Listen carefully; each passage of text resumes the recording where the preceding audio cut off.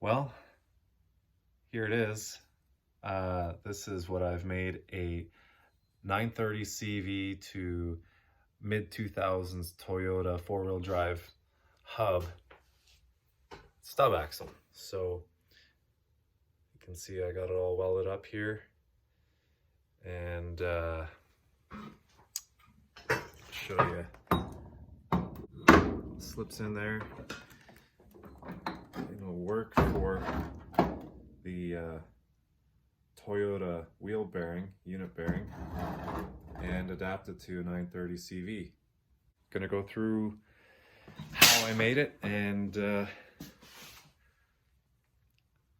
we'll have to wait and see how long it lasts, because totally experimental. So here we go. This is like a 930 CV cup for an 002 bus tranny.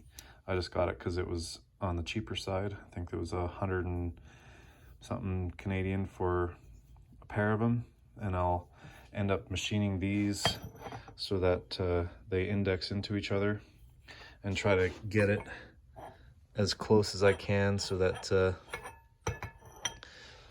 my axles are as long as they can be, and I can get the most amount of travel out of this thing. Going over to my grandpa's lathe and trying to get these things to index together. Maybe even like a 1 thou press fit would be nice, and then I'll weld it on the outside and wherever it ends up being on the inside. I'll have to make sure to measure while I'm doing that so I can replicate it for the other side and not have different sized axles. I just got the start of my drive flange on the lathe here. This is that same bus 002 930 CV yoke, and I cut the spline bit off and machined this back. So what I'll end up doing is I might actually make this center hole a little bit larger, and then I'll machine a step in the center here as well to center it all together, press it together, and then I'll do a weld around the outside, chamfer this so it'll have a nice V, hopefully get some decent weld surface area, and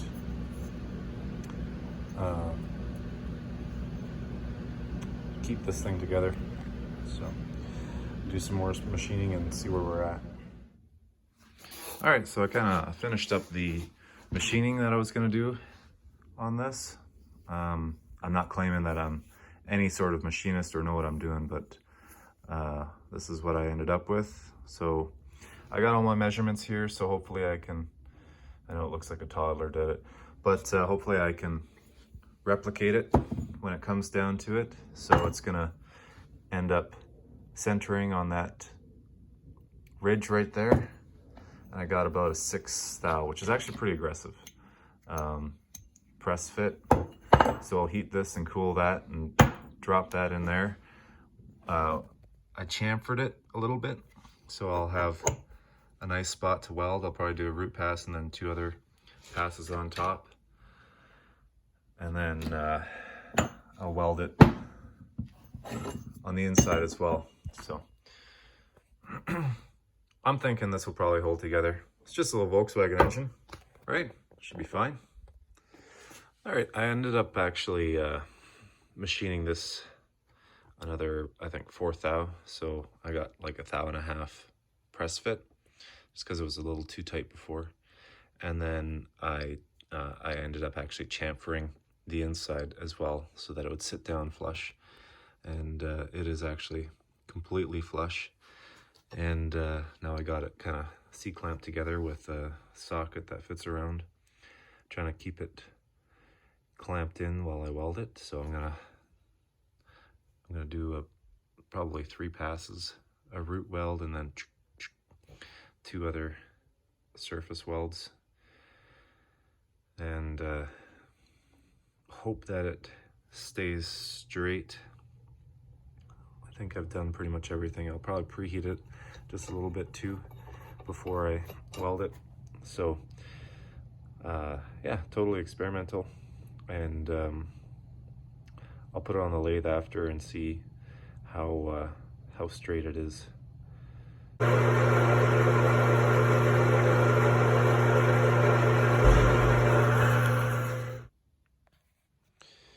All right, and so I went ahead and welded that up after I had it all clamped in. Oh, dog's going crazy. I'm not the best welder, I'm not the best machinist, but I think it turned out all right. You can see I got my inside cup welded and did a couple, I think 4 passes on the outside. So the cup did, it did move around a little bit. I put it back on the lathe after, and I measured about 2 thou a run out throughout the whole thing. So I'll just end up putting this on the lathe and then reface this,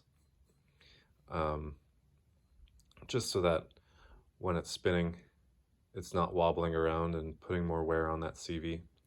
So I'll face that, which I haven't done yet, but I don't think I'll make a video of that because it's pretty self-explanatory. Just gonna clean that edge up, and yeah, so, but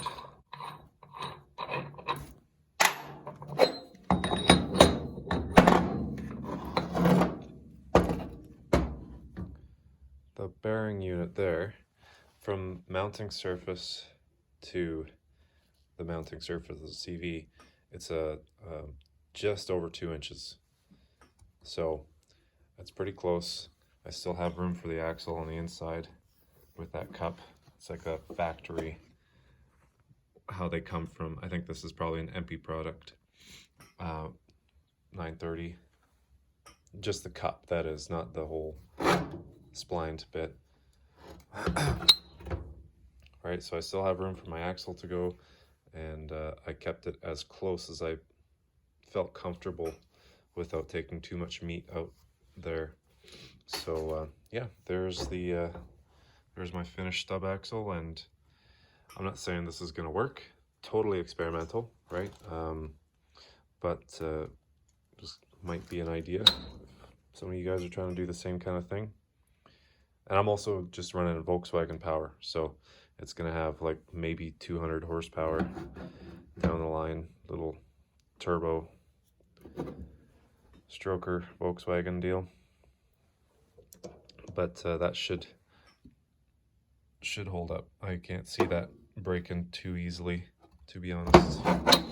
So yeah, that's done, and now moving on to the next phase of the project over here with bearing mounting flanges and whatnot. So that will be in the next video. Front and rear. Probably gonna build my own trailing arms. So yeah, stay tuned for that.